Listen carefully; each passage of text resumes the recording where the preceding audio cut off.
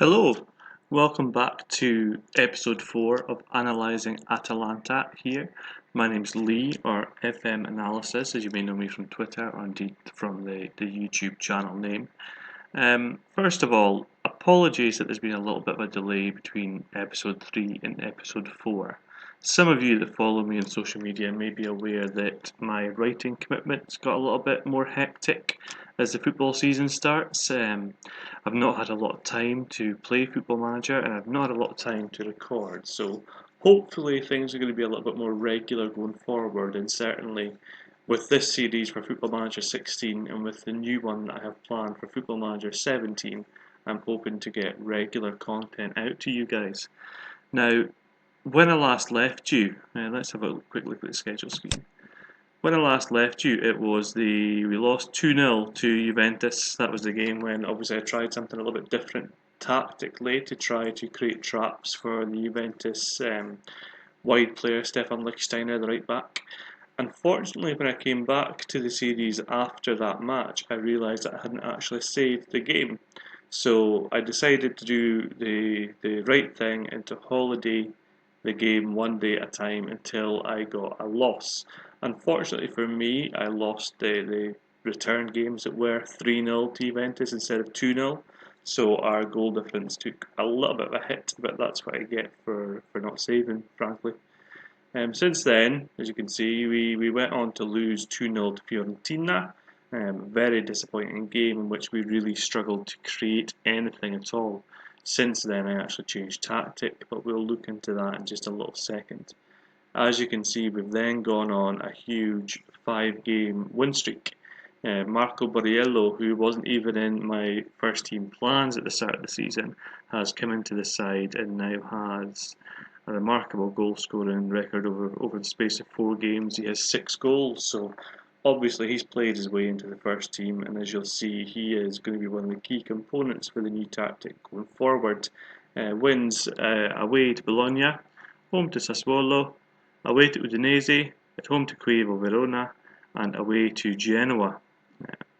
Alejandro Gomez has also got a couple of goals for us in that streak. Unfortunately, he is going to be out now. He picked up an injury, a lower back stress fracture for a little while.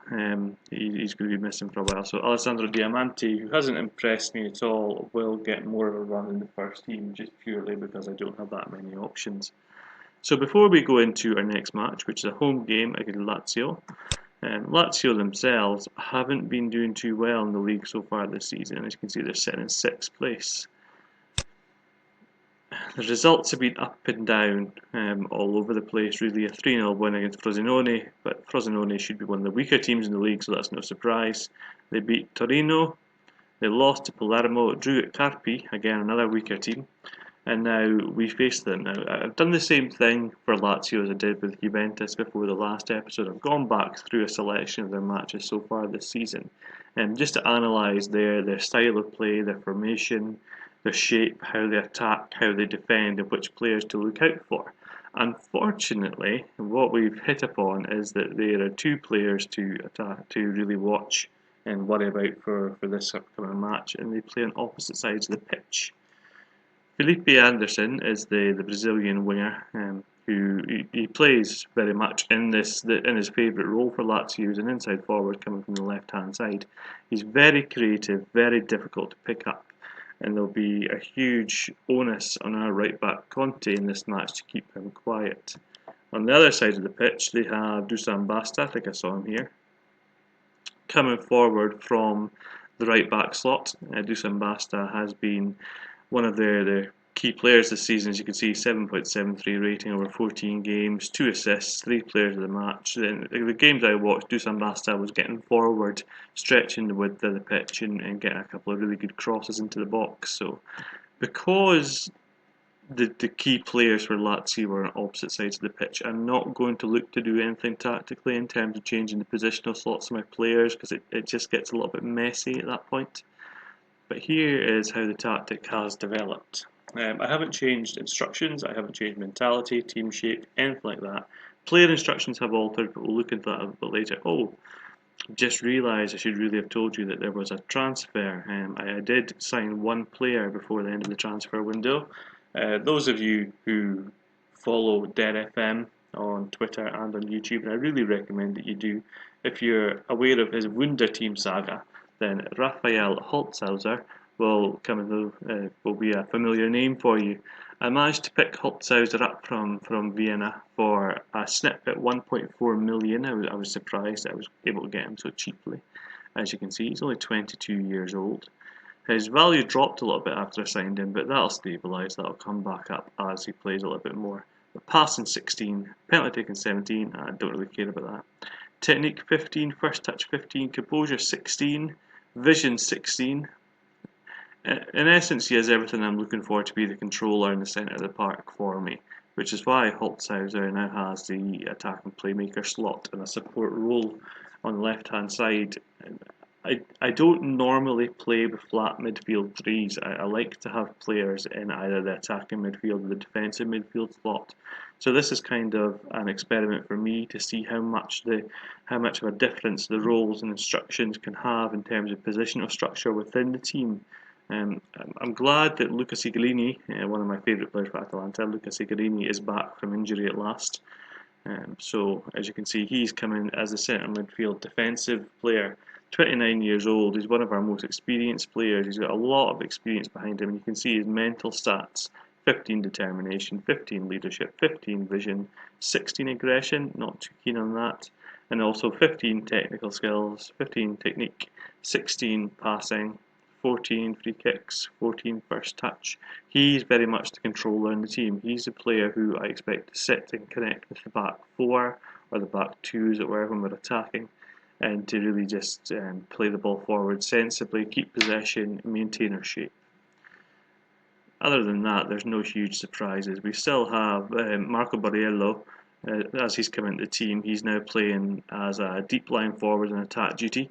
That's where he's been scoring all his goals from. He's been linking really well with Talisi on the right hand side, and Alejandro Gomez was playing on the left hand side as inside forward before he got injured. So now Alessandro Diamanti will be the player who we are really relying on to try to knit something together for us. As you can see, 6.64 average rating for Diamanti so far this season. If Gomez comes back and he's match fit by the start of the transfer window, I will look to release Diamanti from his loan, because really I'm not liking what I'm seeing so far. So let's just get into the match with Lazio. I'm conscious of time. My last three videos have been, I know they're slightly longer than the average that you get on YouTube from YouTube people who are far more experienced at this than me. They tend to aim for the 15 to 20 minute kind of range. Mine are a little bit longer. I didn't realise I talk so much when I'm doing this. It wasn't deliberate. If you do at any point think that I should go back to shorter videos, let me know. Let me know what you think about the longer time frame. If you'd like to see shorter, snappier videos, maybe more focused as opposed to looking at the game as I play through it. I'm open to most things, to be honest. Now, I actually thought that I was at the point of just continuing the saver into the Lazio game, but apparently there are fixtures to be played beforehand, so that's my mistake. Somebody who's more professional with their YouTube videos would go back and edit this out. Unfortunately for all of you, I am not that professional yet. I haven't reached the stage of editing things in and out of the videos. I may do it at some point, it depends on time constraints. I would rather record the content and get it out to you when I can, instead of waiting until I've got time to record, then edit, and then put everything back together again, basically. As I say, my free time has become extremely limited over the last couple of weeks with different writing commitments, so these things do come first. So we're just waiting now for the Lazio game to come up. Finally, here we are. Okay, so Lazio, as you can see, 4-3-3. Felipe Anderson on the left side, Dusan Basta on the right side, as expected. I like Cataldi. Cataldi's a very good young Italian player. He's in the sitting role there for Lazio. Andrea Candreva, I forgot his name for a second there. Candreva is another player that we will have to watch on the right hand side. He's actually signed for Inter Milan in real life now, but in this game he is still with Lazio. Very dangerous Italian international. So we're happy with the team as we are. As you can see, Spartiello is still our goalkeeper. We still have Brivio at left back. Rafael Toloi is the centre back who covers. Gabriel Paletta is a centre-back who's a stopper. He's more likely to step forward and stop an attack as it comes forward. Conte at right back, still our most promising young player. He's been great for us so far this season. Holtzhauser, Sigarini and Merigione in the midfield three. Tulisi on the right, Diamante on the left, Borrelli the attack. I won't go through the subs because again we're allowed 12 substitutes in the Italian league and it's just a little bit too much to go through every time. Merigione's lacking much sharpness. I don't really mind that, to be honest with you, at this stage. I have Gagliardini on the bench. If he does get to the stage that he can't continue, we will keep an eye on him. I'm quite hopeful, though, that he will see out the whole game for us. The teams are warming up, which is basically code for my system's not very quick. So we'll just wait for it to come through. I have installed another tactic for my team to learn as this part of the season goes through. I've installed a 3-5-2 system.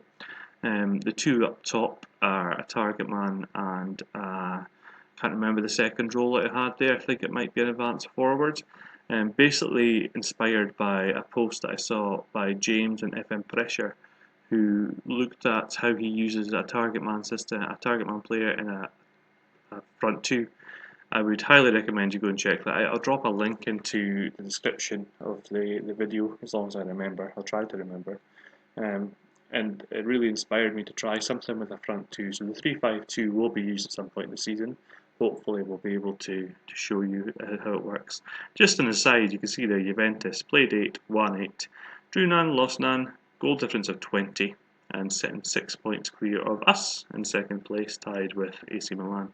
Another reason that I've taken a little bit of time to get back into the save and back into recording, it's gone a little bit too easy for me in the last few games. I thought that Atalanta I would probably sit mid-table in the first season, and instead we're right up there in second place, so hopefully things will start to balance out again. I'll send the assistant there, I don't care. Right, here we are. So the 4-3-3 and the 4-3-3, very similar systems. The only difference is that there's a player in the DM slot for Lazio. Let's see how it plays out though. So we'll apply advice from the assistant. Do some basta. I want to type mark. I want to close down. I want to show him with the weaker foot. Same for the left back. Sena Lukic. And then again, we're going to have a quick look here. Stefan De Vrij has got a 13 for passing. Gentilini has got a 12. There's not a lot in them. We'll close down Gentilini and we'll show him onto weaker foot. Now, Anderson, that's fine. I don't want to type mark or close down Anderson at this point. I want to see how the game develops a little bit first. Apparently my assistant wants us to close down Antonio Candreva. We will leave that as is at the moment and see how it all goes. Give team talk assertively. I wanted to pick up where you left last time out. Let's see how that goes down. Seems okay. Maybe going to the midfielders. Assertively, I have faith in you. Get out there and make a difference. Didn't change anything, so sometimes you go a little bit too far with these things. Let's start the match. Now, I believe I ended the last game on only commentary. I did. So let's take it back to key. We're going to go through key, I think, instead of extended, just to try and cut down the time this takes a little bit for the videos. If you do want me to go back up to extended or even comprehensive, let me know, but I will try to do what people ask, basically. So the game's underway. So far we've started reasonably well, 6 minutes in, bit of throw into Lazio, Candreva on the edge of the area, Candreva, back to Parolo. Parolo shoots, and that's 1-0 to Lazio in 6 minutes. Not a great start, especially, Marco Parolo, Italian international, admittedly, he's not a player that I rate that highly. Obviously he doesn't care about my rating because he just hit the top corner against us. That was it's a sloppy goal to concede. It's always difficult when you concede a throw in that area because you know that the AI is going to find a way to make something happen. Sportiello really had no chance with that, so no blame on the goalkeeper. Now let's see how the game develops. 15 minutes gone, we're still struggling to create anything of any note. 25 minutes, still nothing. Okay, we need to pause this now. We haven't created a thing. 50% possession. Lazio have had 4 shots, only 1 on target. That is obviously their goal. Something isn't going properly, it isn't going well. So let's have a quick look at the team analysis first of all. Not interested in Lazio, we're interested in what's going wrong for us. Let's see, have we had any key passes? We've had 7 key passes. Where are they? Again, one here where we have penetrated the box. I'm most keen in Football Manager at the moment. I don't care about this defensive half. I'm not somebody who yearns for possession of the ball. I don't care about us possessing the ball in front of their midfield. What I want to do is have possession in the final third of the pitch. This is where the game can really be won. And one of the things I hope that they add to a future version of Football Manager is extra analytics. I'd quite like to have a tool that could tell me how often a player plays the ball forward into the final third, how often a player plays the ball into the opposition box, and be able to use that analysis a little bit more instead of having to do it this way. So you can see that we're playing out to left-hand side in terms of our key passes. That's not really working for us. We need to find a way to connect more in the centre of the pitch so that we can open things up and not be too focused down one side. Now, let's have a look. Average positions. I want to see with the ball because I'm interested in the attacking shape. There you go. Tulisi's sitting narrow. Melzione, he is slightly advanced, but not as high as I'd like him to be. Okay, so at this stage, we're not going to change anything to the structure. We know now what we're looking at in terms of issues. We need to find a way to play in this side of the pitch and not just looking out this side all the time. So let's see how we can manage to turn things around. If it comes to it, if we're still 1-0 down and still struggling at half time, I will start to look at structural changes. And as you can see, we're still struggling to get any shots on goal.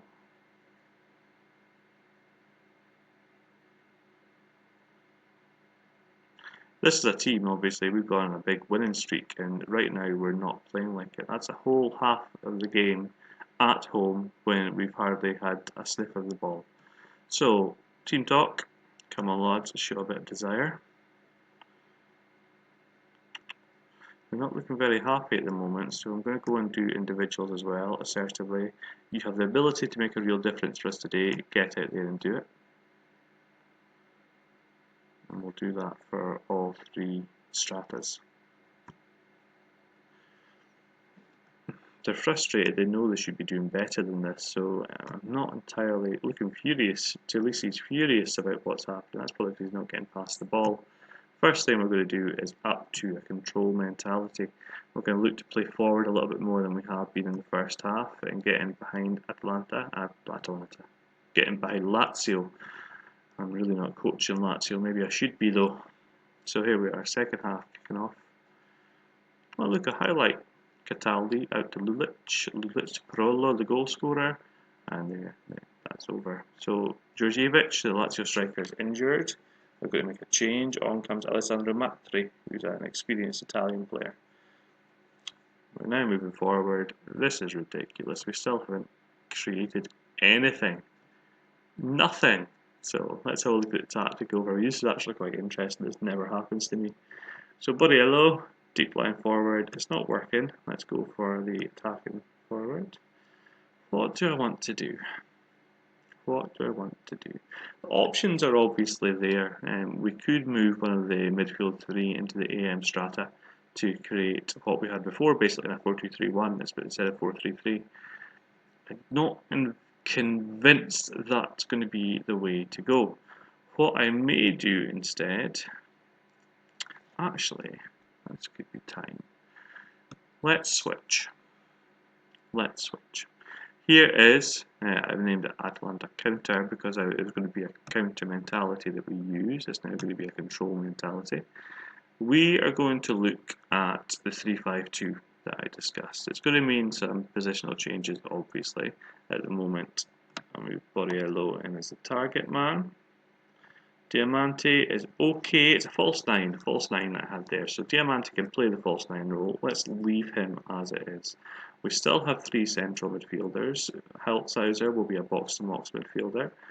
Melzione will be a central midfielder support, and Sigarini will be a central midfielder defend. That's fine.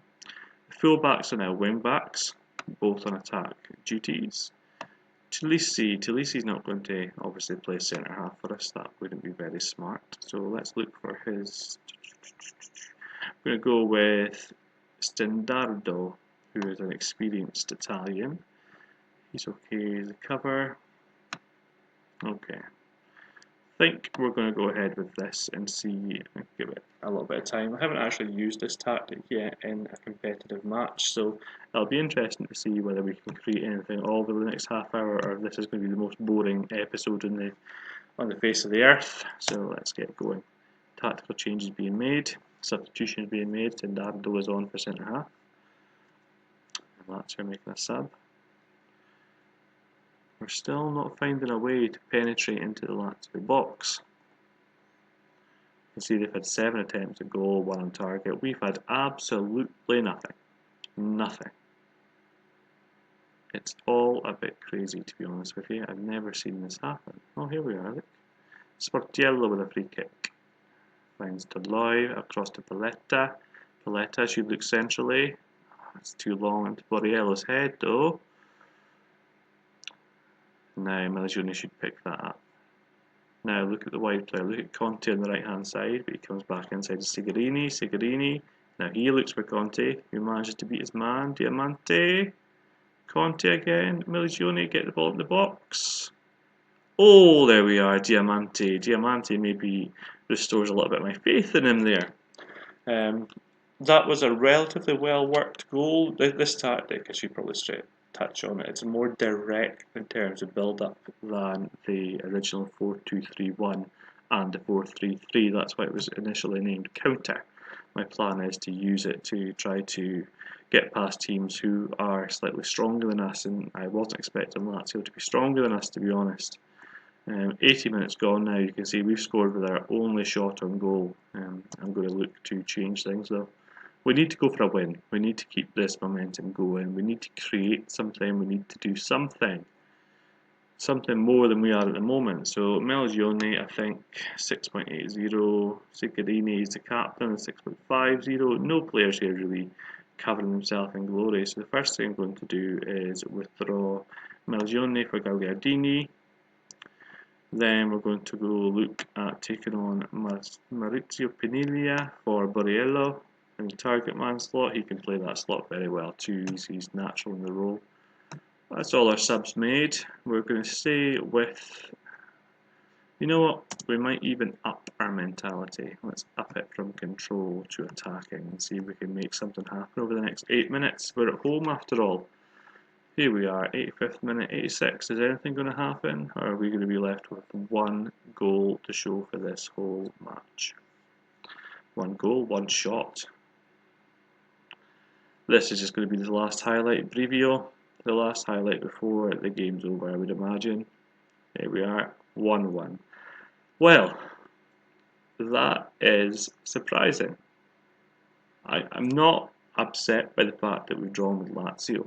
Before the season started, I would certainly have taken a draw with Lazio. But given our run of form and given what I was expecting, I think our performance leaves an awful lot to be desired. So let's have a look at how things changed. Oh, I don't want all these things. I want key passes. See? 10 key passes. So after the 25th minute, which is when we looked in the first place, we had another 6 key passes. None of them are going into the box. This is where we're really falling down. We only completed 223 passes, so really we're not doing anything along terms of what we're looking for. Let's have a look now. Scoring chances, no point looking at. There's only 1 and it went in. Movement. Dribbles, 12 dribbles after the 25th minute, but again, they're not in areas where we're causing any problems. Here, that's fine. Sigarini here took the ball out to the right hand side. Conte took the ball wide. Conte looked to penetrate the box. On this side, Diamante, Brivio. We need, what I'm looking to do, what I look to implement with my AX blog at the moment, I've actually changed tactic and not written about it yet, but I've created something that's basically designed around trying to play in the final third of the pitch. It's designed to get the ball forward quickly into a central area and then have enough movement and enough penetration that you're able to keep the ball and constantly create goal scoring chances. That is not what we're seeing here. Now, my issue with Atalanta in my first season is that they don't have the personnel to really use my Ajax tactic. It's not going to work because the players aren't there in an attacking sense. This is something that I'm going to work towards, but at the moment it doesn't exist. We need to find a way to do something that works for us. It may be that I need to abandon what I'm trying to do at the moment and just try to build around the strengths of the team, which will be defensive resilience, powerful attacking players, and I think whether or not I maintain the three-man flat midfield, I'm not entirely convinced because I didn't really enjoy what I saw from it there. You look at the average positions with the ball since the 25th minute, and you still have Holtzhauser, Sigarini, Meligione. Now, yes, Sigarini is sitting deeper as I went into as a controller. I would have hoped that Holtzhauser as an advanced playmaker would have been more in this slot, and that Meligione as a centre midfielder would be more up here, connecting here. If he's connecting here, then you can see the amount of players that suddenly are playing off him, especially if Holtzhauser's here, then this really becomes a key sector of the pitch. That's something I'm going to have to look at in terms of his individual instructions, certainly. Let's just have a quick look at the individual instructions I'm using for this role. If I can, I can't remember if I can do this or not. Can I not? Okay, we'll have a look at it when we come back out of the match. Before we go, let's just have a quick look at what I'm doing. That's dropped us down immediately into third place. Sassuolo are a great little side, and look at them, they're right up there in second place. And that wasn't me trying to be patronising in any way. I genuinely do think Sassuolo are one of the best run Italian teams. They focus on Italian talent, young talent, they give chances to young players, and they should really be high on anybody's list really for a save of Football Manager 2017 when it is released.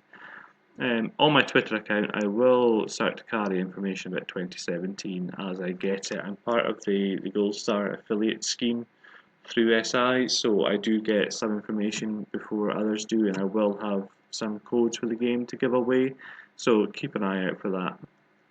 Anyway, Alex Sigarini reveals Scott Fury, so they know that I was slightly upset with the way the game was played, so I said that we'd have a quick look in here. Let's look at the Meligione. So, what I haven't done, he already has it. He already has get further forward, or he's not allowed it. Already active for this role and duty. What I'm going to do going forward is have him dribble more. Dribbling, especially centrally, when you're trying to do something in attacking sense in football or in Football Manager, I believe that the central area of the pitch is the key in terms of playing the ball forward and dribbling with the ball. If you can play a wide player, for example, look at last season, Pep Guardiola at Bayern Munich. He used Douglas Costa, the Brazilian international, not only as a left winger, not only as a right winger, sometimes a striker, he also used him in a central role. The idea being that when Costa picks up the ball in that central role, he has the capacity to go left, to go right. He's dynamic, he's quick, he's skillful, he will beat his man. As soon as you can beat your man centrally, you completely alter the defensive structure of the opposition. They have to shift to cover the man who's now got the ball in an advanced area without a defender right in front of him. That'll mean that it creates gaps either in the defensive line or out wide, for example, if the fullbacks have to attack inside. So it creates areas in the defensive structure that you can take advantage of. So really, part of what I like to do with tactics as my teams become more shaped around what I like to have central players who can run forward with the ball 5-10 yards. That's all they need to do. Beat a man, beat two men, and then straight away you're in with a chance of a goal. So we're going to attempt to dribble more. Don't know how it'll work with the player, but that's something we'll have to assess as we go forward. Apart from that, I really want him to come up into this area without moving his positional slot. let's see how it goes. So anyway, I've probably rambled on too long about that. I'm still quite upset by the one chance, one goal thing. That's not something I'm used to. That's not something I like to see. It's fairly boring football, to be honest with you, but there we are. Let's just have a quick look at the match stats. Since I didn't do it, I was too much of a rush to go and do other things. Match stats. 1 shot on goal to 14. 1 shot on target to 3. We had nothing. 2 half chances for Lazio. They outpossessed us. I don't care about possession. Passes completed, only 67%. That is poor. That is really, really poor. Something's going to have to give. Okay. So let's have a quick look now at the next run of fixtures. That's obviously our winning run has come to an abrupt end. We face Inter Milan next. Ideally, I would probably have come back for that game, but because it's only a few in-game days away, I think that might be too soon between episodes. Torino are actually an interesting side. Do I come back to the Torino game? I like Torino's system. No, I don't think I do. What I'm going to do, because there's been such a big gap between episodes 3 and 4, I'm going to play off screen up as far as Napoli.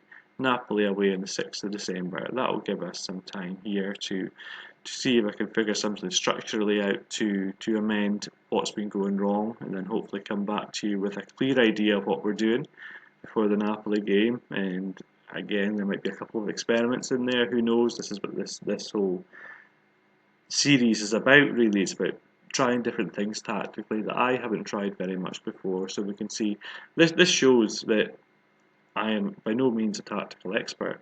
I write a lot on tactics, but within the game I'm not involved with the match engine, I'm not involved with the development of the game, I'm not involved with the tactics creator. I have to learn it the same way everyone else does. I learn what I like, what works for me, what doesn't work for me, and really I'm not entirely sure that this works for me. So until then though, if you have enjoyed this video despite the poor match, then please hit the like button, please subscribe to the channel for more content coming through, and please get in touch, whether it's via Twitter or via the comment section. I'm really keen to get as much feedback in the series and to figure out exactly where people want me to go, what they want to see, what they don't want to see anymore. Just let me know, even if you're not enjoying it, let me know what you would like me to see to make it better.